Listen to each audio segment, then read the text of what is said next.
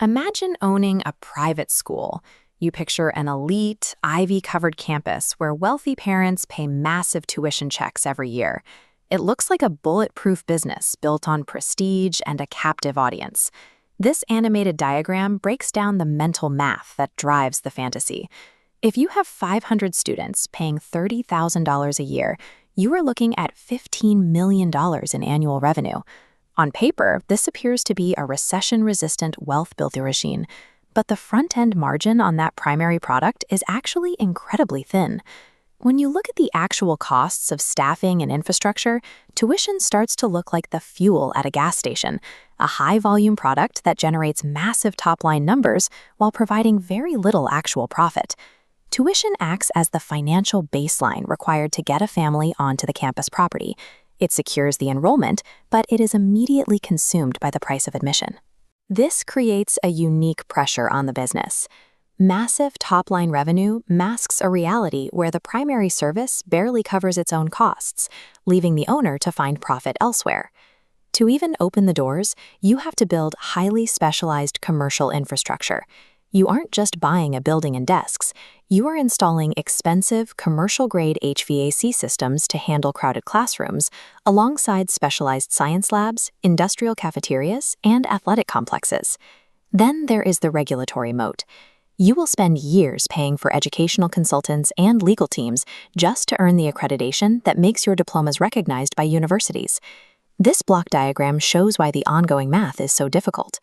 To keep your promise of a 10-to-1 student-to-teacher ratio, the tuition from those 10 students has to cover a teacher's salary, their benefits, and the maintenance of the facility they stand in. If you lose 3 students, you lose their revenue, but your overhead remains the same. You cannot simply remove a fraction of a teacher or stop heating a fraction of a classroom to balance the books. This creates a rigid volatility trap. You are burdened by massive fixed labor costs that cannot be scaled down when enrollment fluctuates.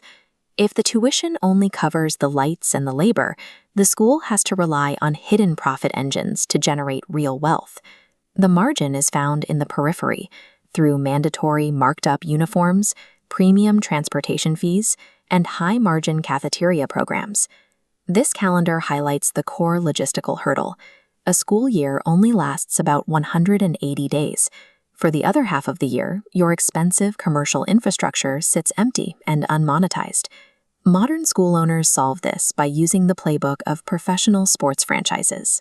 They realize a stadium is a liability if it only makes money on game days, so they fill the grid with alternative revenue.